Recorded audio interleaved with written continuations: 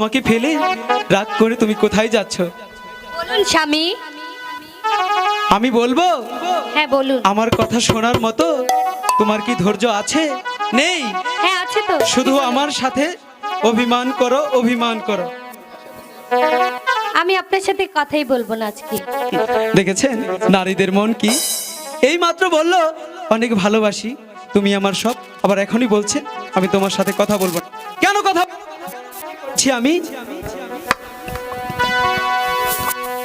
কেন? তুমি কি আমার ঘরে এসেছিলে? কেন তুমি জানো না? না তো। তাই যেও না